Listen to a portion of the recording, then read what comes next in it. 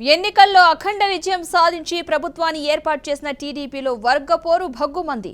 అన్నమయ్య జిల్లా తమ్మళ్లపల్లె నియోజకవర్గంలో జయచంద్రారెడ్డి వర్గీయులు టీడీపీ వడ్డివంక గ్రామ అధ్యక్షుడు రవినాయక్ పై దాడి చేశారు. కట్టెలు ఇనుప రాడ్లతో సర్పంచ్ భర్త రమణారెడ్డి, మామ యుగంధర్ రెడ్డి విరుచుకుపడ్డారు. ఈ ఘటనలో తీవ్రంగా గాయపడిన రవినాయక్ ను మదనపల్లి ప్రభుత్వ ఆసుపత్రికి తరలించారు. ప్రస్తుతం ఆయన పరిస్థితి విషమంగా ఉన్నట్లు వైద్యులు తెలిపారు. ఇక ఈ ఘటనపై కేసు నమోదు చేసిన పోలీసులు దర్యాప్తు చేస్తున్నట్లుగా తెలుస్తోంది.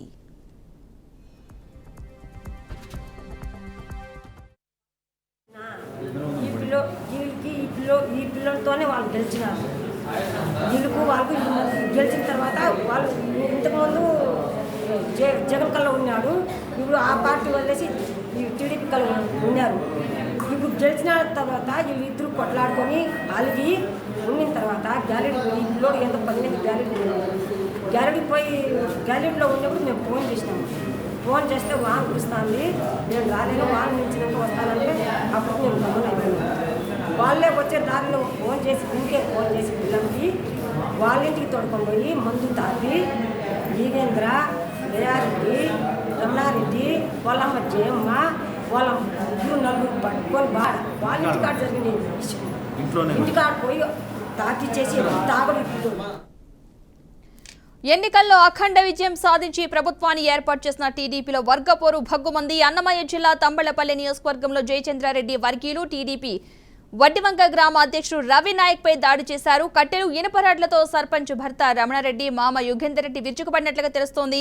ఈ ఘటనలో తీవ్రంగా గాయపడిన రవినాయక్ ను మదనపల్లి ప్రభుత్వ ఆసుపత్రికి అయితే తరలించారు. ప్రస్తుతం ఆయన పరిస్థితి విషమంగా ఉన్నట్లుగా వైద్యులు తెలిపారు. ఇదే అంశానికి సంబంధించిన పూర్తి సమాచారాన్ని తిరుపతి నుంచి మా ప్రతినిధి గోపినాథ్ మరింత సమాచారం అందిస్తారు. గోపినాథ్, ఈ అంశానికి సంబంధించిన పూర్తి డీటెయిల్స్ ఏంటి? పద్మ మొత్తం మీద ప్రభుత్వం ఏర్పాటైంది. అత్యంత భారీ మెజార్టీతో తెలుగుదేశం పార్టీ రావడం జరిగింది. ప్రభుత్వం కూడా నేపథ్యంలో ముఖ్యమంత్రి చంద్రబాబు ప్రమాణ కార్యక్రమం చేశారు. ఇక అభివృద్ధి వైపు పరుగులు పెడుతున్న సమయంలో ఒక్కసారిగా ఒకే పార్టీలో నేతలపై ఉన్నటువంటి లోపాల కారణంగా ఒకరిపైన ఒకరు దాడులు చేసుకునే స్థాయికి దిగజారడం జరిగింది. అన్నమయ్య జిల్లా తమ్మలపల్లి నియోజకవర్గంలో ఎన్నికల్లో అక్కడ ఉన్నటువంటి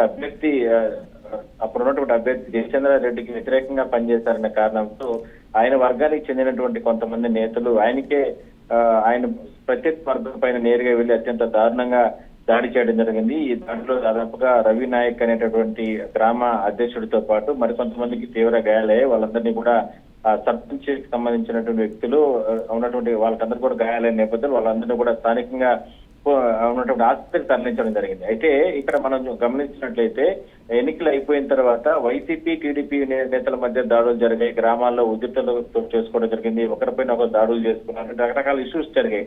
కానీ ఇక్కడ జరిగింది మాత్రం తెలుగుదేశం పార్టీలో ఒకే కుటుంబంలో ఉండి ఒకే పార్టీలో ఉన్నటువంటి నేతలు ఈ రకంగా ప్రభుత్వం ఏర్పాటైన తర్వాత కూడా ఈ రకంగా ఒకరిపైన ఒకరు దాడులు చేసుకోవడం అనేది కరెక్ట్ కాదంటూ కూడా స్థానిక ప్రజలు ఆగ్రహం వ్యక్తం చేస్తున్నారు. దీనికి సంబంధించి పోలీసులు కేసులు అయితే నమోదు చేశారే కానీ ఇంకా ఇప్పుడు ఎవరిని కూడా అరెస్ట్ మాత్రం చేయడం లేదు. ఎందుకంటే అధికార పార్టీలో ఉన్న నేతలే కాబట్టి వీళ్ళపైన ఎట్లా చర్యలు తీసుకోవాలనే దాని మీద పూర్తి స్థాయిలో కూడా ఉన్నతాధికారులను సంప్రదిస్తున్నారు. మొత్తం మీద ఒకసారిగా ప్రశాంతంగా ఉన్నటువంటి అన్నమయ్య జిల్లాలో ఒకే పార్టీలో ఉన్న నేతల మధ్య ఈ రకంగా తెలుగుదేశం పార్టీలో ఒకరిపైన ఒకరు దాడులు చేసుకోవడం అనేది ఒక విచిత్రంగానే మనం చెప్పుకోవచ్చు. దీనిపైన అధిష్టానం కూడా సీరియస్ గా తీసుకునే అవకాశం అయితే ఉంది. అయితే తరచుగా గతంలో జయచంద్రారెడ్డికి టికెట్ ఇవ్వడం, ఆ టికెట్ ఇవ్వకూడదు అంటూ కూడా చాలా మంది అక్కడ అప్పట్లో ప్రయత్నాలు చేయడమే ఈ రకంగా కారణాలుగా చెప్పుకో అని అక్కడ స్థానికంగా కూడా ఉన్న వాళ్ళు కూడా చెప్తున్నారు.